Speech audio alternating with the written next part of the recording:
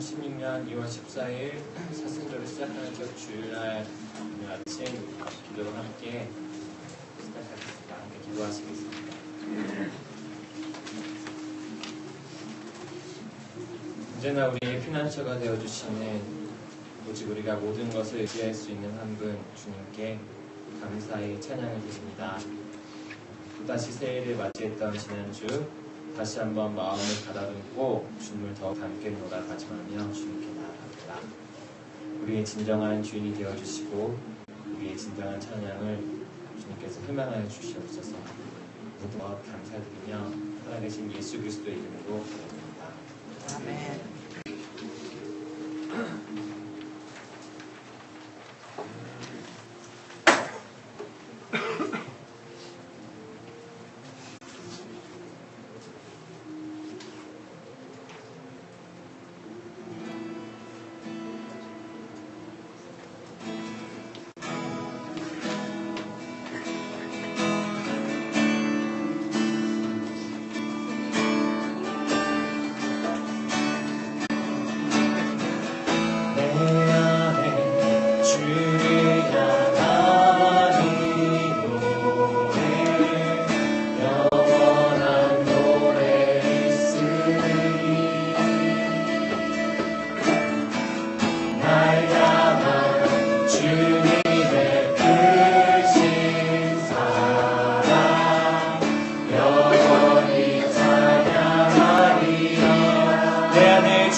하나님의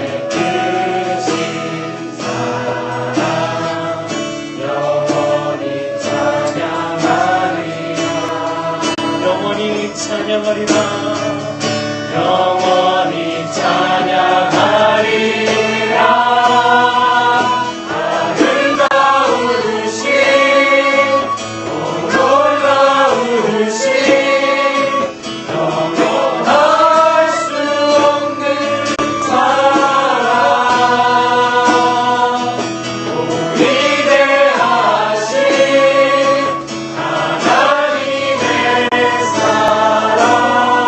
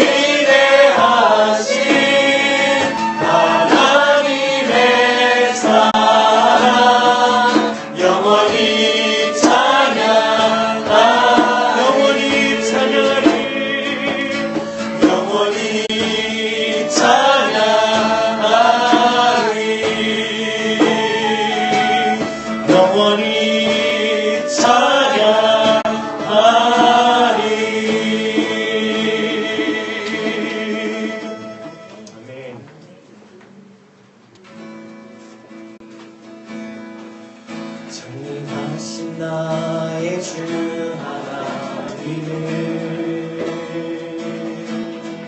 잊지 못하실 전혀 없네.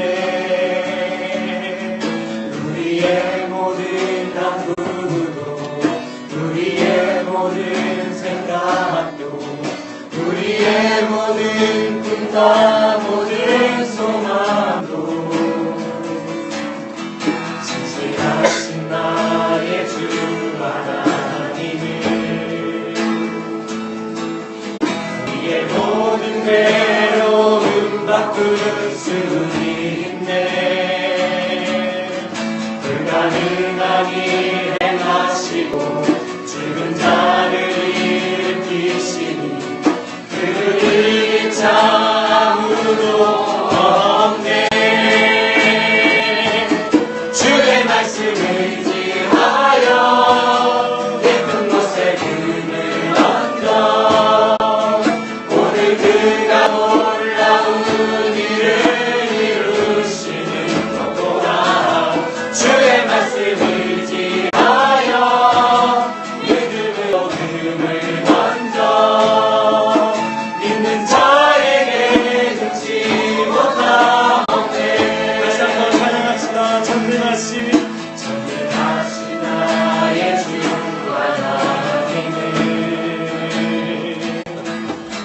잊지 못하실 전혀 없네.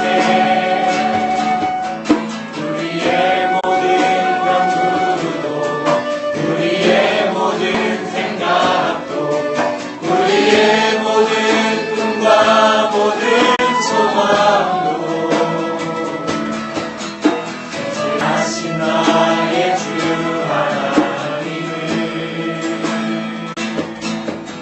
우리의 모든 괴로움 바꿀 수 있네. 불가능한 일 행하시고 죽은 자를 일으키시니 그를 이길 자 아무도 없네. 주의 말씀 의지하여 깊은 곳에 금을 던져 오늘 그가 놀라운 일을 이루시는 것보다 주의 말씀 의지하여 믿음으로 금을 던져 믿는 자에게 금치 못함 없네. 주의 말씀 의지하여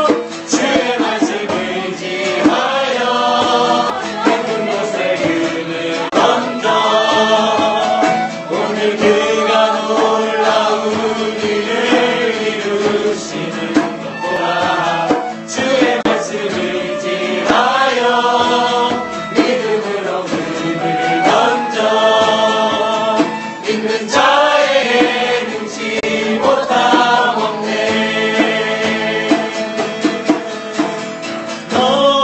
너희는 가만히 있어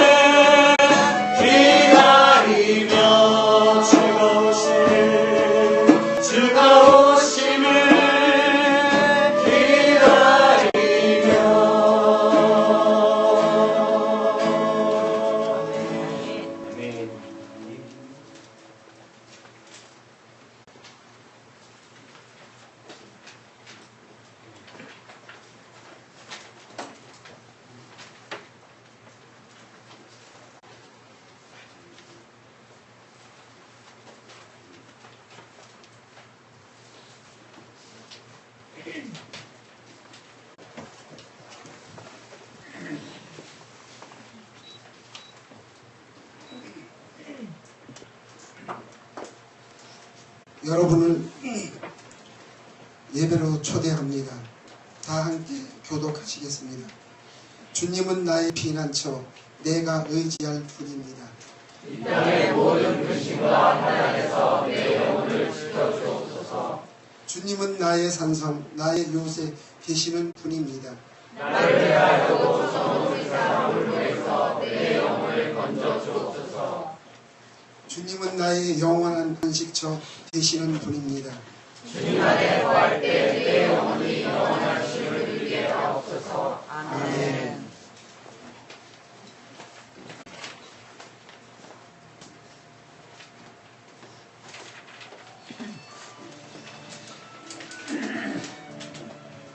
오늘 우리에게 주시는 구약의 말씀은 신명기 26장 1절에서 11절까지입니다. 주님의 말씀을 들으십시오. 주 당신들의 하나님이 당신들에게 유산으로 주시는 그 땅에 당신들이 들어가서 그것을 차지하고 살 때에 당신들은 주 당신들의 하나님이 당신들에게 주시는 땅에서 거둔 모든 농산물의 첫 열매를 방주리에 담아서 주 당신들의 하나님이 자기의 이름을 두려고 택하신 곳으로 가지고 가십시오. 거기에서 당신들은 직무를 맡고 있는 제사장에게 가서 주님께서 우리 조상에게 주시겠다고 맹세하신 대로 내가 이 땅에 들어오게 되었음을 제사장께서 섬기시는 주 하나님께 오늘 아뢰입니다. 하고 보고를 하십시오. 제사장이 당신들의 손에서 그 광주리를 받아 주 당신들의 하나님의 제단 앞에 놓으면 당신들은 주 당신들의 하나님 앞에서 다음과 같이 아뢰십시오. 내 조상은 떠돌아다니면서 사는 아람 사람으로서 몇 안 되는 사람을 거느리고 이집트로 내려가서 거기에서 몸 붙여 살면서 거기에서 번성하여 크고 강대한 민족이 되었습니다. 그러자 이집트 사람이 우리를 학대하며 괴롭게 하며 우리에게 강제 노동을 시켰습니다. 그래서 우리가 주 우리 조상의 하나님께 살려달라고 부르짖었더니 주님께서 우리의 울부짖음을 들으시고 우리가 비참하게 사는 것과 고역에 시달리는 것과 억압에 짓눌려 있는 것을 보시고 강한 손과 편팔과 큰 위험과 이적과 기사로 우리를 이집트에서 인도하여 내셨습니다. 주님께서 우리를 이곳으로 인도하셔서 이 땅, 곧 젖과 꿀이 흐르는 땅을 우리에게 주셨습니다. 주님께서 내게 주신 땅의 첫 열매를 내가 여기에 가져왔습니다.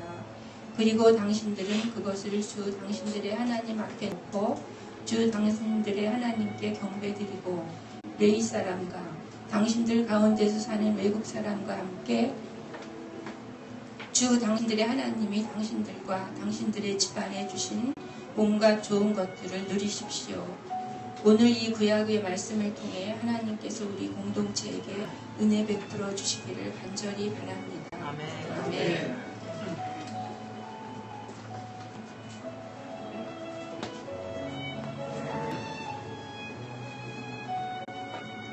오늘 주시는 신약의 말씀은 로마서 10장 8절 말씀입니다.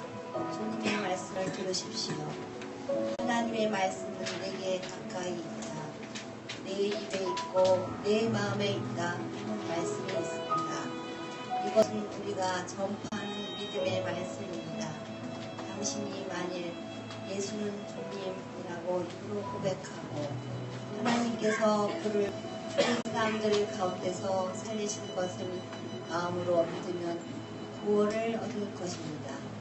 살아온 마음으로 믿어서 은혜에 이르고 입으로 고백해서 구원에 이르게 됩니다. 성경은 그를 믿는 사람은 누구나 부끄러움을 당하지 않을 것이다 하고 말합니다. 유대 사람이나 그리스 사람이나 차별이 없습니다. 그는 모든 사람에게 똑같이 주님이 되어주시고 그를 부르는 모든 사람에게 풍성한 은혜를 내려주십니다. 주님의 이름을 부르는 사람은 누구든지 구원을 얻을 것입니다. 오늘 이 신약의 말씀을 통해 하나님께서 우리 공동체 각 사람에게 은혜 베풀어 주시기를 간절히 바랍니다. 아멘.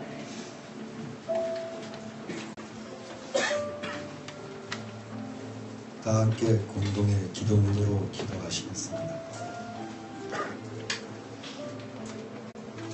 우리를 아시는 주님, 우리의 어두움과 게으름으로 자초한 마음의 빈대함을 주님께서 주신 시험이라 여기며 핑계 삼지 않게 하옵소서.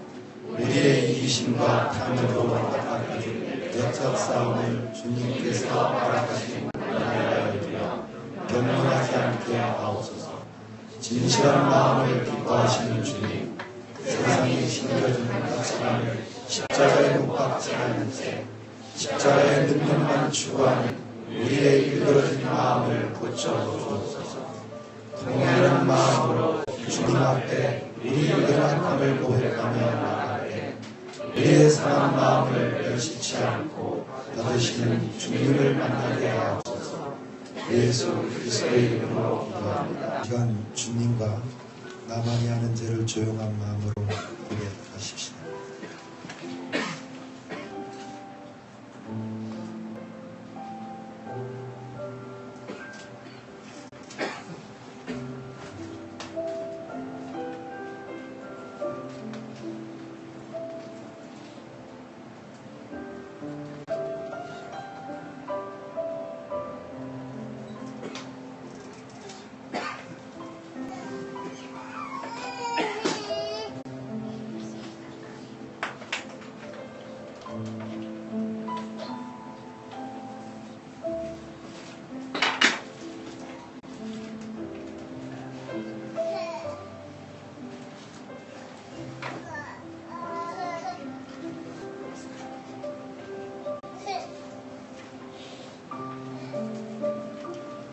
우슬초로 나를 정결케 해 주십시오. 내가 깨끗하게 될 것입니다. 나를 씻어 주십시오. 내가 눈보다 더 희게 될 것입니다. 예수 그리스도 이름으로 기도합니다.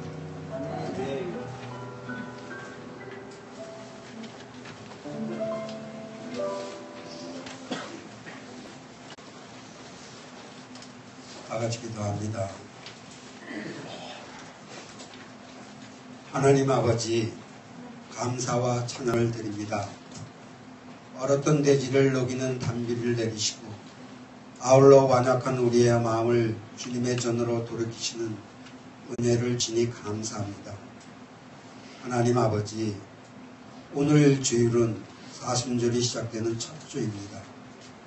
우리가 성공 추구라는 세상 가치관에 따라 살고 있는 이 자신들을 살펴보고 회개하는 이 시간이 되게 하옵소서. 또한 상황에서 생명으로 변화시키는 그 부활의 능력을 예배하는 시간이 되게 하옵소서. 하나님 아버지, 이 시간 이 공간에 임재하셔서 우리의 예배를 받아주시옵소서. 하나님 아버지, 우리가 기도하는 이 시간에 주님을 만나기를 원합니다. 그리하여 주님과 사귀어서 주님을 더욱 알아가는 시간이 되게 하옵소서. 세상의 권세들이 그들만의 유익을 위해 하나님의 뜻을 거스르는 그 일들이 주님께서 은혜와 긍휼로 이 땅 이 계력에 베푸시는 역사를 결코 막을 수 없음을 우리들이 볼 수 있게 하옵소서. 130여 년 전 이 땅 위에 복음을 허락하신 하나님 아버지, 수많은 믿음의 선조들이 주님의 말씀을 받고 그 말씀을 지킴으로 이 땅에서 희생됨을 보시고 이 땅을 긍휼히 여기시어 이 땅을 회복시킨 그 일들을 우리들이 기억합니다. 그러나 그러한 선조들의 믿음을 우리가 이어가지 못하고 있음을 고백합니다. 결에는 남북으로 갈라지고 북에서는 하나님의 이름조차 마음대로 부르짖지 못하고 있으며 남에서는 하나님의 사랑과 긍휼이 사라지고 오히려 하나님의 이름을 이용하여 자신들의 욕망과 이득을 추구하는 무리가 가득합니다. 주여 우리를 긍휼히 여기시어 이 땅을 다시 한번 회복시켜 주옵소서. 하나님 아버지, 사순절을 맞이하는 이 첫 주간에 또한 우리들이 주님께서 공생애를 시작하기 위해 광야에서 시험 받으신 것을 기억합니다. 주님께서는 돌들로 빵이 되게 하라, 높은 성에서 뛰어내려 그 하나님의 약속을 증명해 보아라, 세상의 부와 권력을 추구하라 하는 그 악마들의 시험을 물리치셨습니다. 하나님 아버지, 그러나 우리들은 연약합니다. 세상의 유혹은 강력합니다. 세상은 실수 없이 우리를 삼키려 합니다. 먹고 사는 문제가 우선이 아니냐, 권력과 부를 가져야 인생이 성공한 것 아니냐, 하나님이 어디느냐 하는 주님께서는 말씀으로 물리친 그러한 시험들이 오늘날 이 순간 우리들을 끊임없이 공격해 옵니다. 주님, 우리들도 주님과 연합함으로 이 시험에 걸려 넘어지지 않게 하옵소서. 하나님 아버지, 우리들의 부끄러운 모습을 고백합니다. 우리는 삶 속에서 대부분 주님의 말씀을 멀리하며 먼저 자신을 위해 세상의 것들을 추구하며 높은 곳을 향하여 올라가기 위해 발버둥치는 연약한 존재입니다. 이웃의 불행과 아픔을 애써 외면하고 그들과의 연대는 생각조차 하지 않습니다. 한편 부와 권력을 쟁취하는 자, 성공한 자들은 못 가진 자들을 무시하고 억누르고 또 더 많은 것을 누리려 또 그 힘들을 휘두르고 있습니다. 또 한편 우리 갖지 못한 자들, 성공하지 못한 자들은 스스로를 못났다 자책하고 남들을 비난하고 하나님을 원망하거나 하나님이 없다 하고 괴로워합니다.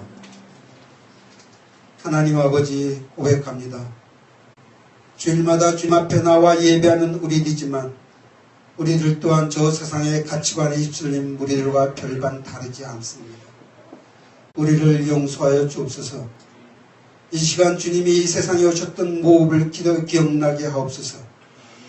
우리들이 끊임없이 성공을 추구하는 세상의 가치관을 이제 성령의 도우심으로 버리고 권력이 아닌 무력함으로 연약함으로 하나님의 능력이 드러나게 하는 주님의 그 가치관으로 무정하게 하옵소서.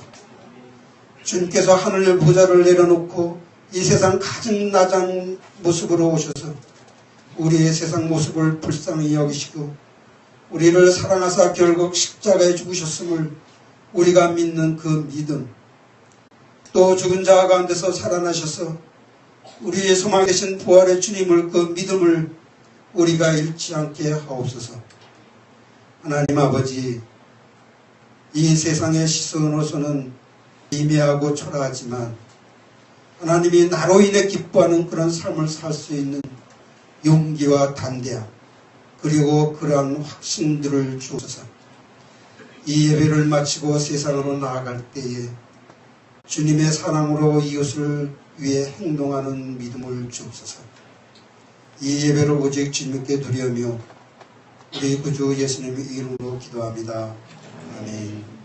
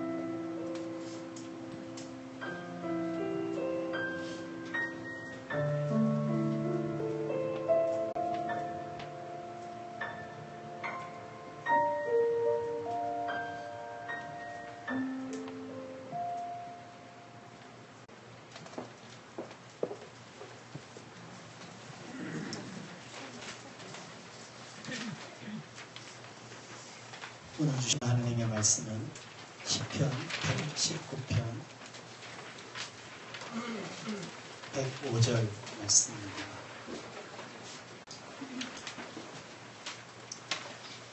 주님의 말씀은 내 발의 등불이요 내 길의 빛입니다. 우리 한 목소리로 같이 공부해 보겠습니다. 주님의 말씀은 내 발의 등불이요 내 길의 빛입니다.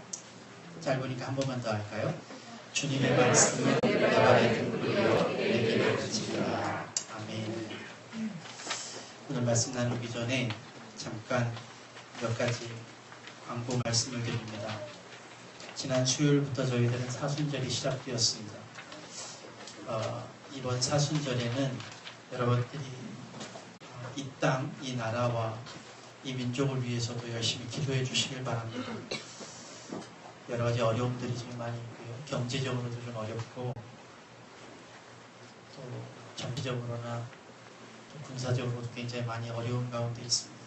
여러분들이 이 땅에서 하나님의 아름다운 평화가 지속될 수 있도록 기도해 주시길 바라고요. 오늘은 개편된 목장이 첫 모임을 갖습니다. 여러분들 모이셔서 오늘 목장이 이름을 정해주시고 2016년 상반기 동안에 목장에서 함께 나눌 수 있는 의롭고 선한 사역들을 정해주시면 좋겠습니다. 교회 밖에 있는 사역들을 여러분이 하실 수 있도록 정해주시면 감사하겠습니다. 그리고 기도해야 할 제목, 또 축복해 주실 제목들이 있습니다. 주보를 참조하시고 기억해 주시고요. 특별히 우리 오미숙 집사님 지난 11일에 신학원을 졸업하셨는데 제가 미리 알지 못해서 지난주에 제가 광고하지 못했습니다. 제가 졸업식에 못 갔다고 죄송하다고 했더니 본인도 안 가셨다고 3년 동안 일도 하시면서 공부도 하시느라고 고생하셨는데 우리 축복의 박수 한번 합시다. 이럴 때는 일어나서 인사하는 거예요. 네. 맞습니다. 특별히 기도해 주실 것은 우리 박경훈 권사님 누님이 이번 18일에 심장 관련된 수술을 하십니다. 여러분들을 위해서 기도해 주셔야 하고요. 잘 수술이 맞춰질 수 있도록 회복될 수 있도록 여러분 기도해 주시기 바랍니다. 옆에 있는 분들하고 좀 인사하십시다. 주님의 사랑으로 사랑합니다. 주님의 사랑으로 사랑합니다.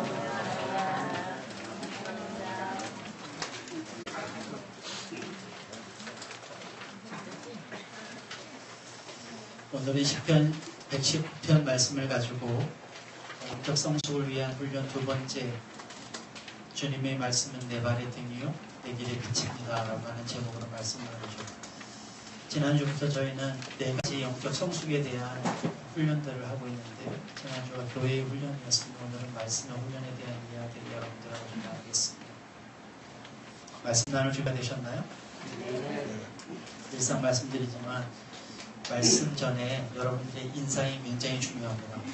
저를 위해서도 중요하지만 여러분들이 기대감과 함께 밝은 마음으로 말씀을 대해야 하거든요. 말씀을 처음 시작했을 때 5분이 굉장히 중요합니다. 5분 안에 여러분들이 모든 결정을 다 합니다. 잘 건가? 안 들을 건가? 내가 이 말씀에 귀를 기울일 건가? 5분 안에 결정됩니다. 여러분 그 5분을 이기시길 바랍니다.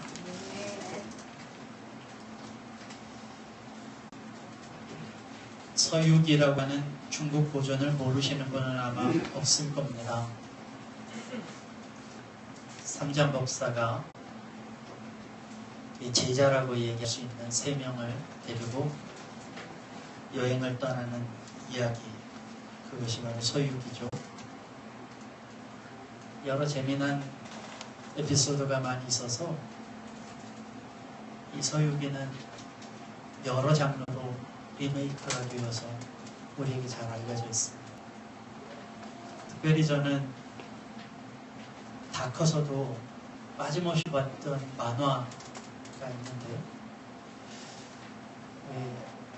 나라라 슈퍼모델 이런 노래 있잖아요.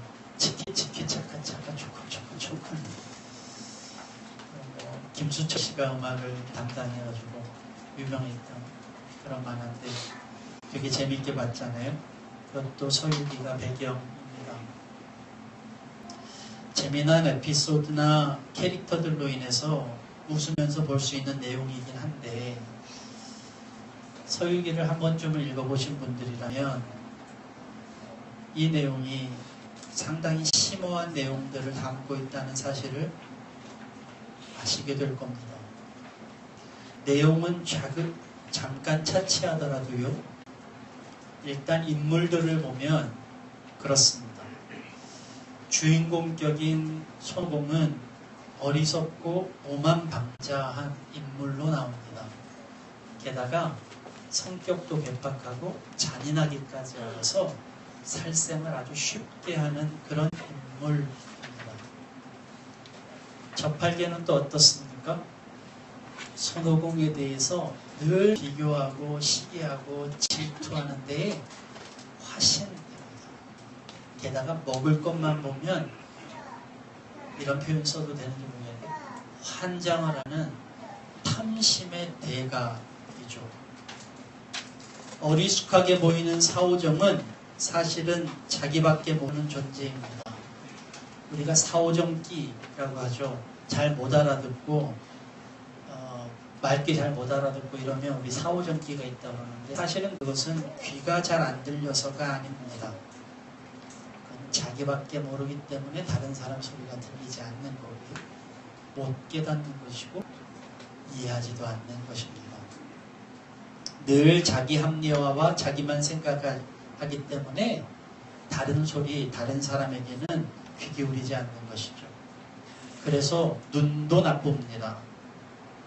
사오정은 그뿐만 아니라 버럭하는 분노의 화신이기도 합니다. 이유는 자신의 뜻에 맞지 않으면 참지 못하는 존재이기 때문이죠. 이 세 인물들을 가만히 여러분들이 한번 보시면 마치 우리 모습을 집대성해 놓은 것 같지 않은가 하는 생각이 듭니다. 아나무인의 거칠고 무자비하며 자신 외에는 모든 것을 잔인하게 짓밟아야 하는 존재. 또 시기심과 질투심, 그리고 그것 때문에 늘 남과 비교하고 살고, 먹을 것, 탐심, 탐욕에는 환장하는 존재. 또 남의 얘기에는 귀 기울이지 않고 자신의 생각만 주구장창하는, 그래서 자신의 뜻에 맞지 않으면 늘 화내고 분노하는 그런 존재. 그 존재가 바로 우리 아닙니다. 불교 용어에는요, 탐진치라고 하는 말이 있습니다. 이 탐진치라는 말은 세 가지 인간의 번뇌에 대한 이야기를 나타내는 말인데요. 탐낼 탐, 그리고 부릅들진, 어리석을 치, 이 세 가지를 말하는 것입니다. 이것이 인간이 가지고 있는 못된 번뇌라는 거예요. 이것을 다른 말로는 삼독이라고 얘기합니다. 우리 안에 독처럼 세 가지가 있다는 이야기죠. 그런데 이 탐심과 탐욕과 분냄과 어리석음을 가만히 살펴보면 바로 이 서유기에 나오는 세 인물과 일치합니다. 서유기는 이런 이들이 경전이라고 하는 진리를 찾아서 떠나가는 그런 로드무비 같은 이야기인데요. 이들의 성정으로는, 이들의 마음으로는요, 조금도 앞으로 나갈 수가 없습니다. 조금만 하면 싸우고, 조금만 하면 도망가고, 조금만 문제가 있으면 그만두고 포기하고 하는 이 세 사람 가운데에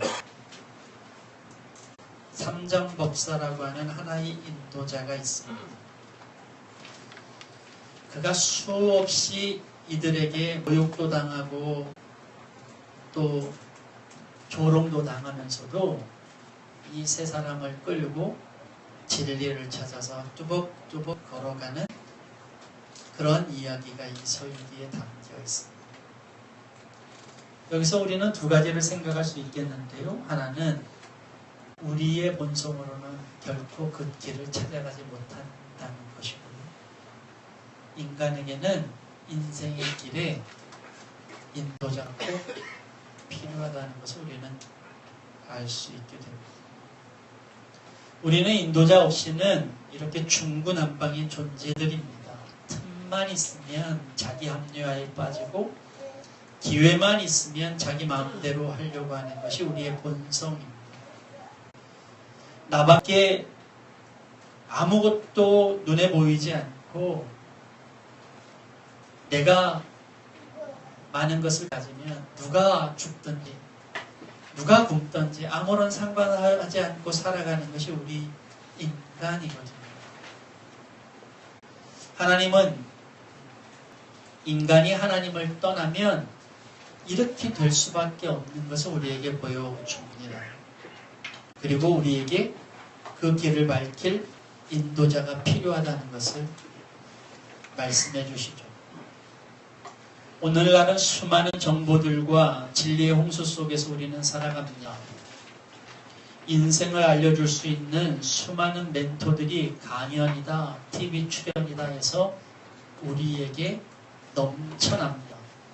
특별히 삶의 지혜라고 하는 화두는 언제나 극진한 대접을 받습니다. 그래서 많은 사람들이 삶의 지혜를 우리에게 가르쳐줍니다. TV를 들으면 몸에 좋다고 하는 음식들을 수없이 가르쳐주는데요. 너무나 그것이 많아서 도대체 무엇을 먹어야 할지 모를 정도입니다. 건강하다면 이런 식으로 건강해야 된다, 저런 식으로 건강해야 된다고 하는 의학 상식들을 수많은 사람들이 말을 하고 있는데요.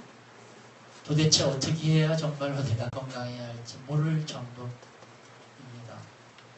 멘토는 수없이 많은데 여전히 우리의 삶의 길은 오리무중입니다.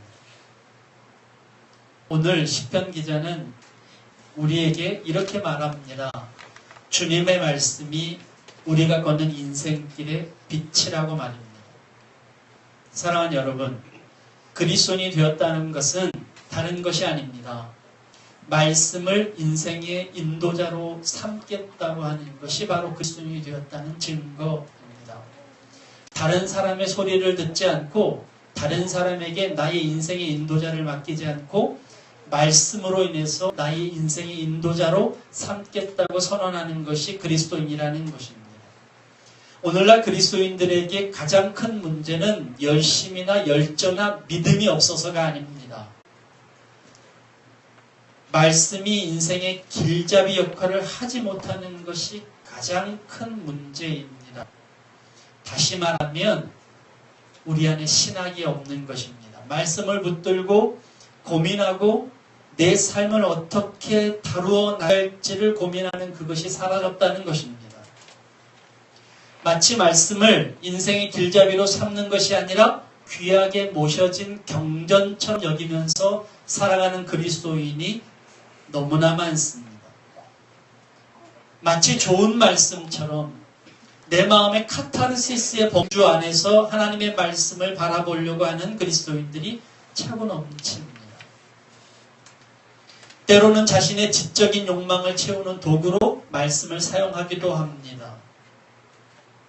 어쩌면 이렇게 말씀드리는 저의 이야기에 의문을 가지시는 분이 계실지도 모르겠습니다. 왜냐하면 교회에서 얼마나 많은 사람들이 말씀 공부를 하고 성경 공부를 하고 말씀을 외우고 그렇게 사는지 모르십니까? 라고 반문하는 분도 계실지 모르겠습니다. 그러나 제가 오늘 말씀드리려고 하는 것은 하나님의 말씀은 지식의 차원이 아니라 삶의 차원에서 다루어져야 한다는 것을 말씀드리고 있습니다.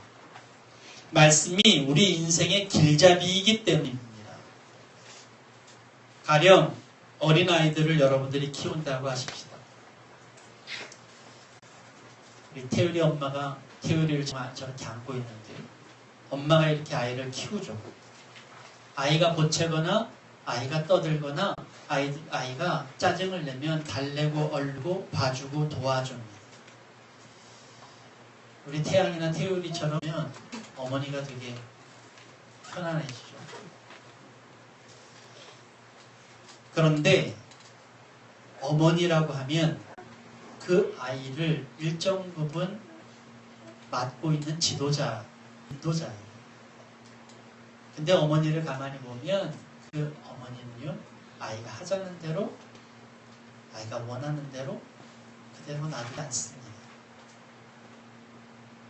정말로 바꿔야 할 부분, 정말로 문제 있는 부분들, 정말로 고쳐야 할 버릇들은 결단코 양보하지 않는 것이 어머니의 모습이에요. 그러나 보모는 다릅니다. 잠깐 아이를 맡아 있는 사람은 그 아이를 다루지 않습니다. 그렇게 다루지 않습니다. 그 아이가 울지 않는 것에 만족합니다. 그래서 원하는 대로 다 해주고 하는 대로 다 해줍니다. 부모에게는 아이의 미래라는 것은 없습니다. 단지 내가 다뤄야 할 그 시간만 있을 뿐입니다. 이것이 부모와 인도자의 차이입니다. 오늘날 그리스도인들이 말씀을 대하는데 바로 딱 이 모양입니다. 내가 원하는 말씀만 듣고 내가 동의하는 말씀만 아멘 하는 문제가 우리 안에 있다는 것입니다. 말씀으로 나를 변화시키려는 노력이 없습니다. 말씀으로 나를 관리하려고만 합니다. 말씀으로 내가 잘못된 점이 있는지 없는지만 바라보려고 합니다. 말씀 자체로 내 삶의 방향을 바꾸려고 하지 않는다는 것입니다. 말씀이 나의 삶의 인도자가 아니라 말씀을 마치 나의 삶의 보모처럼 여기는 것이 오늘날 그리스도인들이 말씀을 다루는 태도입니다. 늘 말씀드립니다만 교육은 가치라고 하는 것이 가장 중요합니다.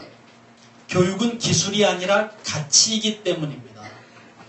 우리 다림교육에서 영어를 가리키고 있는데 이 영어를요 기술로 가르치지 않습니다. 그러나 많은 사람들은 영어를 하나 배운다 할지라도 이것을 기술로 배웁니다. 그래서 어머니들이 자녀를 가르칠 때에 영어를 가르치려고 학원을 찾을 때는 이렇게 생각합니다. 우리 아이가 얼마나 영어를 잘하게 하는 학원을 찾느냐 안 찾느냐가 관건입니다. 단지 기술로 배우는 것입니다. 그렇게 배우니까 영어를 왜 배우는지 그 이유와 가치는 다 똑같습니다. 모든 사람이 똑같습니다. 영어를 배우는 이유는 스펙이 있어야 하고 경력에 보탬이 돼야 하고 더 좋은 직장을 구하는 도구가 되는 것입니다. 여러분들은 어떤 가치로 이 땅에서 사십니까? 가치라고 이야기하는 것은 이웃과 사회에 어떻게 기여하고 사는지 또한 어떻게 공동의 유익을 추구하면서 사는지의 관점에서 논하는 것이 바로 가치입니다. 바울은 고린도전서 12장에서 성령이 우리에게 주어진 이유를 이렇게 설명하고 있습니다. 고린도전서 12장 7절의 말씀입니다. 각 사람에게 성령을 나타내 주시는 것은 공동 이익을 위한 것입니다. 라고 말합니다. 우리에게 성령이 주어진 이유는 그 성령의 힘으로 말미암아 내가 잘 살려고 하는 것이 아니라 공동의 이익을 추구하기 위해서 살아간다 주어진 것이라는 것입니다. 이것이 바로 가치입니다. 그래서 예수님께서는 자신이 아닌 우리를 위해서 이 땅에 오셨고 인류를 위해서 십자가를 지셨습니다. 그리고 이 땅의 사람들을 위해서 우리를 부르셨고 우리를 이 땅의 사람들을 위해서 보내십니다. 사랑하는 여러분, 자신의 안위와 복, 추구하는 욕망과 기대에 부응하면서 철저히 자신에게 초점이 맞춰진 종교의 경전과는 달리 하나님의 말씀은 늘 타자에게 그 관점이 맞춰져 있습니다. 결국 그리스도인들의 인생길도 내가 아닌 타자에게로 통하게 되어 있습니다. 우리는 소위 전문직에 종사하는 사람들이 다 뜻이 있을 거라고 믿습니다. 그 일을 하려고 하는 이유와 가치를 알 것이라고 믿죠. 그러나 많은 사람들, 전문직이라고 얘기하면 뭐 유명한 의사나 변호사나 심지어 목사들까지도 그들이 이 일을 하는 것은 가치보다는 성공이 목적인 경우가 허다합니다. 더 많은 생명을 살리고 억울한 사람들의 대변인이 되는 일, 하나님의 제자로 그리스도의 십자가의 삶을 살면서 사람들의 선지자가 되고 모델이 되는 일, 그 가치에는 눈 감는 경우들이 허다합니다. 가치 교육보다는 기술로서 교육을 배웠기 때문이죠.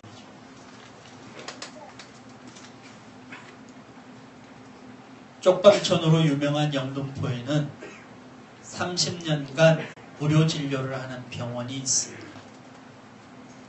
그 병원의 이름은 요셉 의원인데요. 이 병원은 정부의 지원 한 푼도 없이 오로지 자원봉사자와 후원으로만 30년 동안 운영되어 왔습니다. 이 병원을 설립한 선우경식 원장은 카톨릭 의대를 졸업하고 미국에서 유학을 마친 이후에 한림대학교의 교수로 재직하고 있었습니다.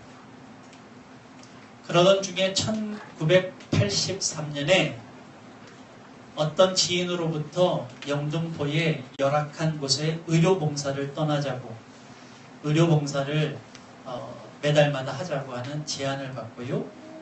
영등포 쪽방촌 의료봉사를 시작했습니다. 거기서 그는 아주 작은, 아주 간단한 치료를 받지 못해서 고생하고 있는 사람들, 심지어는 그것 때문에 죽어가고 있는 사람들을 만나게 되었습니다. 그는 그 봉사를 시작한 이후에 병원에 돌아오고 학교에 돌아와도 그들이 잊혀지지 않았다고 고백했습니다. 그리고 그가 눈을 감고 기도할 때마다, 하나님의 말씀을 묵상할 때마다 그들이 떠올랐다고 합니다. 그가 제일 먼저 떠올랐던 것은 의사를 시작하면서 선언했던 히포크라테스의 선서였다고 합니다. 그 히포크라테스의 선서의 제일 앞쪽에는 내가 의사가 된 것은 인류를 위해서 봉사하려고 라고 하는 선언이 있습니다. 하루는 아침을 시작하면서 말씀 묵상을 하는데 그가 묵상한 말씀이 누가복음 13장 24절이었답니다. 너희는 좁은 문으로 들어가기를 힘써라. 내가 너희에게 말한다. 들어가려고 해도 들어가지 못하는 사람들이 많을 것이다. 그 말씀을 그 아침에 그가 듣고 그는 자신이 너무 많은 것을 가졌다는 것을 느꼈답니다. 그리고 지금이 아니면 앞으로는 도저히 할 수 없을 것 같았답니다. 자신이 아니면 누구도 할 수 없을 것 같았답니다. 그리고 안정적인 의사도 교수 자리도 던지고 영등포에 들어갔습니다. 한 번은 발이 찢겨 실려온 환자의 발에서 치료를 하지 못할 만큼 강한 악취가 풍겼답니다. 악취 때문에 그 발을 들여다볼 수도 없을 정도였다고 합니다. 그가 얼굴을 그 발에서 비껴서 인상을 찍으려고 있을 때 자신의 머리 위에서 하나님의 말씀이 떠올랐다고. 제자들의 발을 씻기시면서 내가 너희에게 한 것과 같이 너희도 이렇게 하라는 말씀이었습니다. 그 말씀이 떠오르는 순간 이 선원장은 그 악취나는 발에 입을 맞추었습니다. 그랬더니 신기하게도 입을 맞춘 그 순간부터 악취가 나지 않더랍니다. 말씀은 이런 것입니다. 하나님의 말씀은 내 생각도 내 마음도 내 길도 바꾸는 능력입니다. 그는 뇌출혈로 2008년 세상을 떠날 때까지 자신의 몸도 돌보지 않고 이 무료병원을 유지하면서 자신이 의사가 된 가치를 실현해 주었습니다. 이왕 말씀을 드린 김에 한 사람 더 소개하고자 합니다. 그는 아리따운 여학생입니다. 케이트 데이비스라고 하는 이름을 가진 여학생인데요. 이 학생은 모든 사람들이 부러워하는 그런 여인입니다. 미국에서도 부유하기로 소문난 집안에서 태어났고요. 그래서 고등학교 때 이미 고가의 고급 스포츠카를 타고 다니면서 사람들의 부러움을 샀던 그런 여인입니다.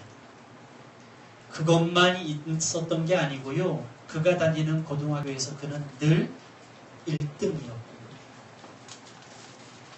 그리고 리더십도 있어서 학교에서는 학생회장을 하면서 지내던 사람이었습니다. 모든 사람들이 부러워하는 그러한 사람이었죠. 소위 금수저를 입에 물고 태어난 사람입니다. 그런데 그에게 고등학교 2학년 여름방학 때에 한 가지 제안이 들어왔습니다. 이제 대학도 가야 하는데 여러 가지 스펙을 쌓기 위해서라도 봉사활동을 갔으면 좋겠다 라고 한 제안이었어요. 그래서 그는 여름방학을 이용해서 아프리카 우간다로 3개월 동안 봉사를 갔습니다.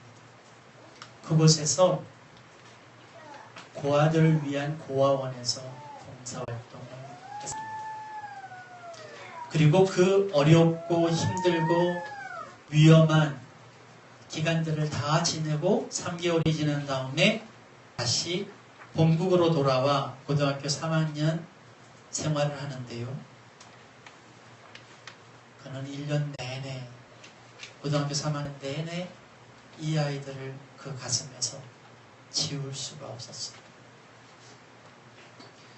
또한 그는 평상시에 읽었던 말씀들이 계속 마음속에서 우러났습니다.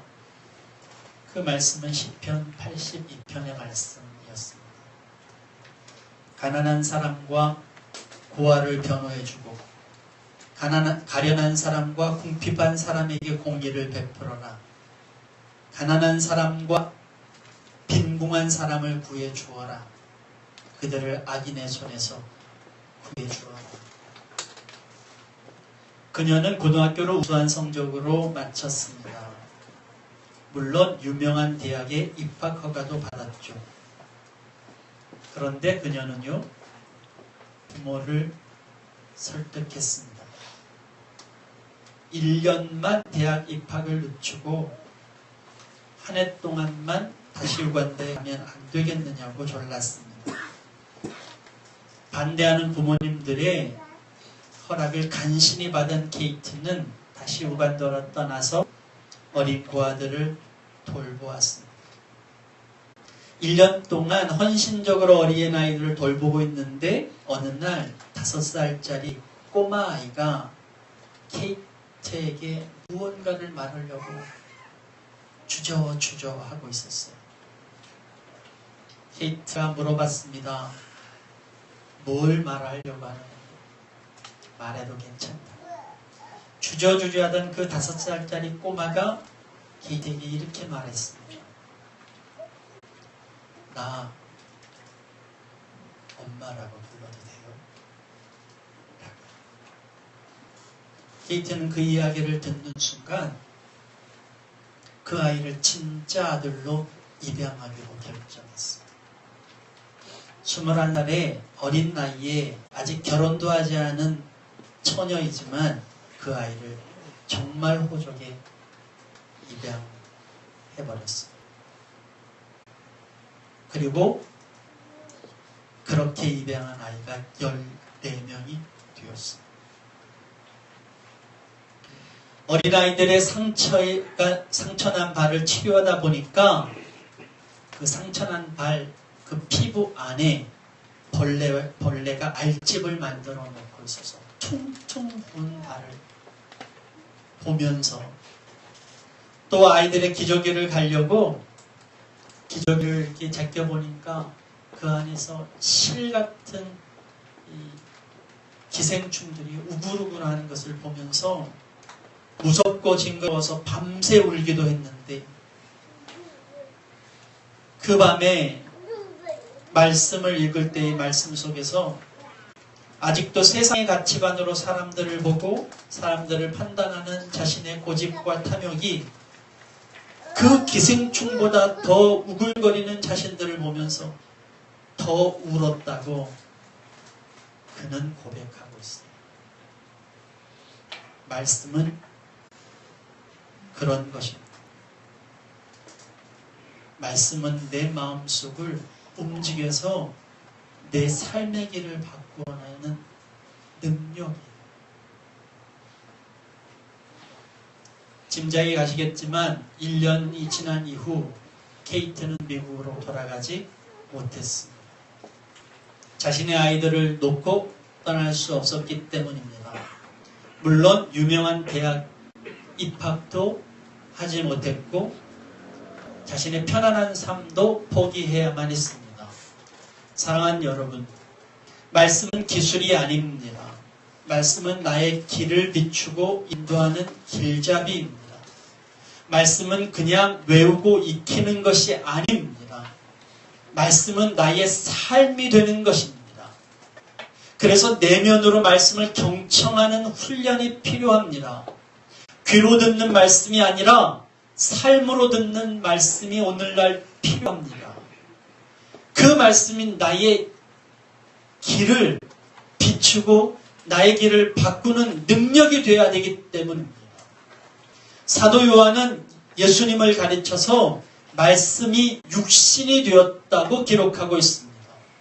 그러니까 하나님의 말씀이 곧 예수님의 삶이 되었다는 것이죠. 그의 메시지도 곧 삶이었습니다.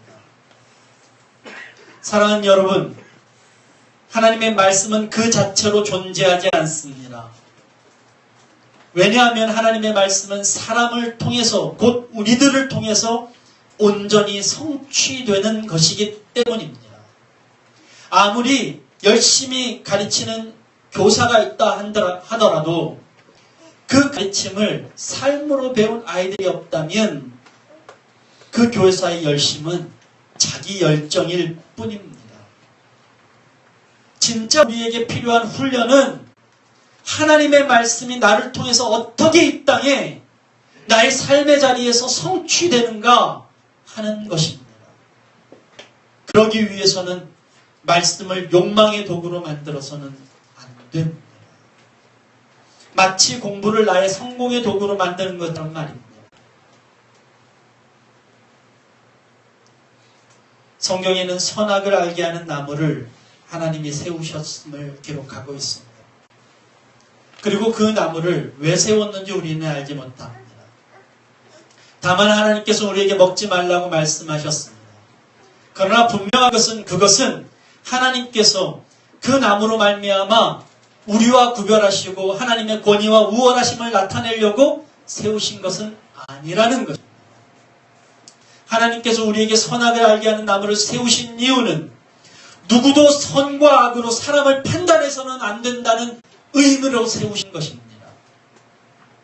사람이 선과 악으로 구별해서 사람을 대하면 사람은 힘으로 사람을 대해야만 합니다. 그래서 선이라는 이름으로 악을 응징하려 들게 되어 있습니다. 우리가 그 말씀을 대한다면 우리는 세상을 선과 악으로 구별해서는 안 됩니다. 그러한 구별은 이미 예수님께서 2000년 전에 사랑으로 바꾸어 놓으셨습니다. 평화는 힘으로 이루어지지 않습니다. 평화는 오직 사랑으로만 이루어지게 되었기 때문입니다. 그 사랑이 어떻게 나를 통해서 이 땅에 성취되는지를 오늘 우리는 고민해야만 합니다. 그것이 바로 성경의 훈련이기 때문입니다. 주님께서는 우리에게 소금과 빛이라고도 말씀하셨습니다. 제가 존경하는 어떤 목사님은 교인들에게 늘 이 같은 말씀을 하신대요. 누군가의 발 앞에 놓인 걸림돌을 치우면서 살아. 그게 그리스도인들의 모습이라고 가르치신다. 소금과 빛은 저절로 되지 않습니다. 그것은 그 자체로 빛나는 것이 아니거든요. 빛과 소금이라고 하는 것은 모두가 누군가를 위해 존재해야만 하는 것입니다. 누군가를 위해서 길을 밝혀주고 무언가를 위해서 부패를 막아주는 것, 그것이 바로 빛과 소금이기 때문에 내 자신을 위해서 있는 것이 아니에요. 뿐만이 아닙니다. 누군가를 위해서 길을 밝혀주려고 자신을 태워야 하고요. 무엇인가의 부패를 막기 위해서 자신을 소멸해야만 합니다. 그것이 하나님의 말씀. 이기거나 드러나는 것이 아니라 지고 없어지는 길이 말씀의 길. 이 말씀이 오늘 여러분의 삶에서 어떻게 드러나는지를 고민하면서 살기를 간절히 원합니다. 그 고민이 바로 여러분을 인도하는 말씀이 될 것입니다. 사랑하는 여러분, 여러분의 삶이 말씀이 되시기를 간절히 축원합니다. 거룩하신 하나님 아버지,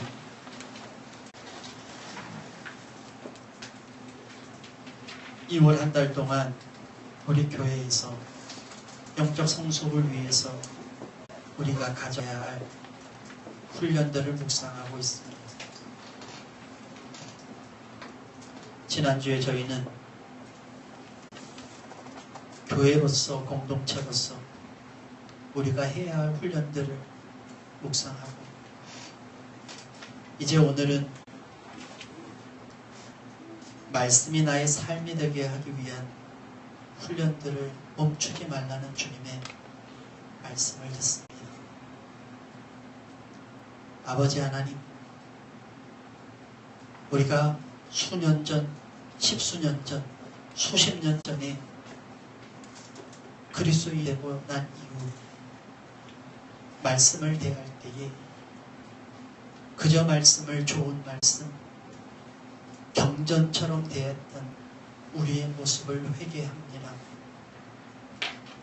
이제 그 말씀이 나의 지식에서만 머물러 있지 않게 해주시고 나의 삶의 길이요 빛이 되도록, 내 인생의 인도자가 되도록,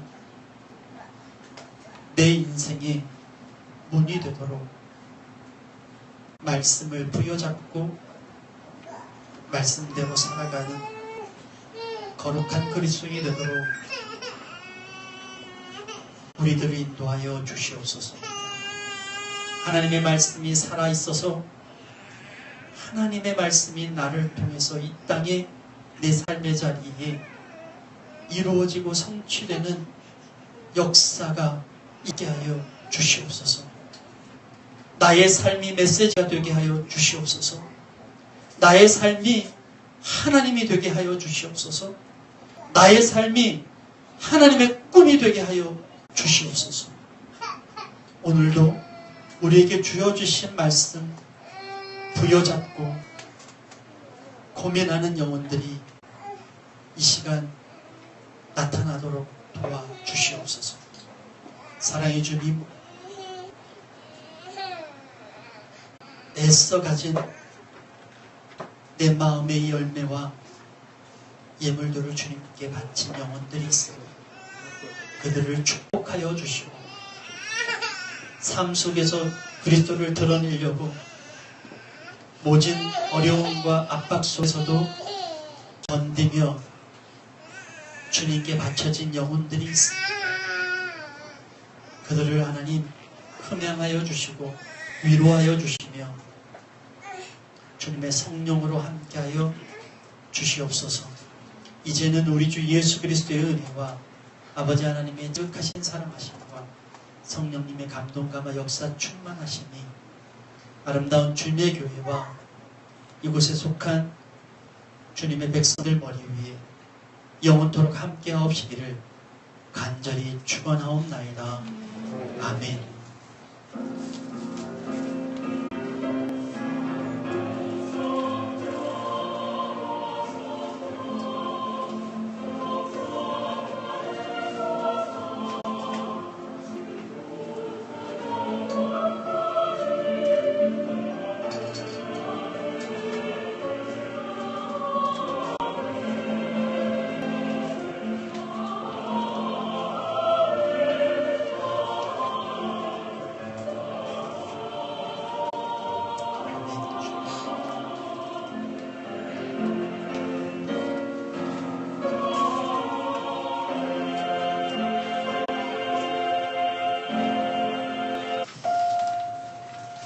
2월 생일자 축복을 잠깐 하겠습니다. 2월에 태어나신 분들 선물도 준비했고요. 케이크도 준비되어 있나요? 네, 케이크도 준비되어 있습니다. 제가 호명하면 여러분 잠깐 앞으로 나와주시면 제가 여러분들을 위해서 기도하겠습니다. 존칭은 생략하겠습니다. 김준우, 백남성, 한창천, 김효정, 이정자, 김룩, 서지현, 김라엘, 임채원, 유명신, 한은성. 나오십시오.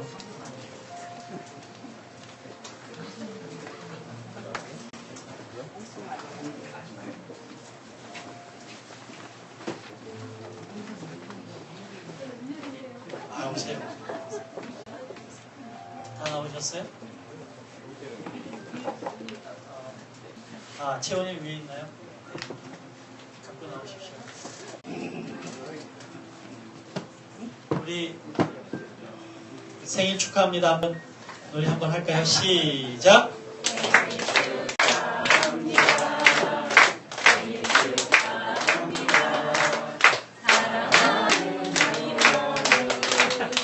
생일 축하합니다. 여기는 좀 보시죠. 잠깐 기도하겠습니다. 사랑의 하나님, 2월에 태어난 아름다운 영혼들을 축복하여 주시옵소서. 그들이 주님의 뜻을 품고 이 땅에 태어났으니 하나님이 원하시는 아름다운 일들이 다 이루어질 수 있도록 주님 충만케 하여 주시옵소서. 거룩하신 하나님 아버지, 한 사람 한 사람의 이름을 주님께서 기억하여 주시고 이들이 삶의 자리에서 온전히 주님 앞에 살아갈 수 있도록 도와주시옵소서. 우리 김준우 집사님, 언제나 성실한 가운데에 그 마음 깊은 곳에 주님의 빛을 비춰주시고 말씀이 새겨질 수 있도록 주님 인도하여 주시고, 우리 백남성 형제님, 이제 의술로 많은 사람들에게 봉사하고 그들을 위해서 기도하는 가운데에 영적으로나 육적으로 많은 사람들을 치유하는 귀한 의사되게 인도하여 주시옵소서. 우리 한찬천 장로님, 이 교회 기둥으로 귀한 역사 기도하는 아버지 되게 인도하여 주시고, 우리 김효정 전도사님, 아이들을 가르칠 때에 귀한 것, 가치로운 것들을 가르치는 좋은 교사 되게 인도하여 주시고, 이정자 권사님, 그가 하는 모든 사역 위에, 기도하는 모든 것 위에 주님께서 물붓듯 기름 부어 주시며, 제 어제 태어난, 그제 태어난, 처음 태어난 우리 김룩, 그 아들에게 하나님 건강함 허락하여 주시고 이 땅을 살아가는 아름다운 비전들을 하나님 지금서부터 부어주시옵소서. 서지연 제자님, 주님께서 기도하는 집사님으로 세워주시며 라헬이 자라나게 인도하여 주시고 채원이 주님의 영혼 무럭무럭 자라나게 인도하여 주시며 유명신 권사님, 이 교회에서 하나님 늘 굳은 일 가운데서도 주님 기도를 멈추지 않는 주님 기도의 어머니 되게 하여 주시고 한은선 전도사님, 멀리 미국에서 공부하는 가운데서도 하나님 학식이나 영성이 하나님 떨어지지 않도록 주님 늘상 보호하여 주시옵소서. 주님의 자녀들 주님께 드리며 예수 그리스도의 이름으로 기도합니다. 아멘. 아멘. 선물이 있습니다. 선물. 네, 효정 전사님 받아가시고 이정자 권사님, 이정자 권사님, 네, 유명신 권사님, 네, 채원이도 있어요. 채원이, 자, 채원아, 자, 라헬 어디 있어요? 라헬이, 라헬이, 자, 김준희 지사님, 여기 있습니다. 남성형제님, 여기 있습니다. 제일 마지막에 드려서 죄송합니다. 장로님, 여기 있습니다. 박수 한번 하십시다. 네, 함께 우리 공동체 식사 나누겠습니다.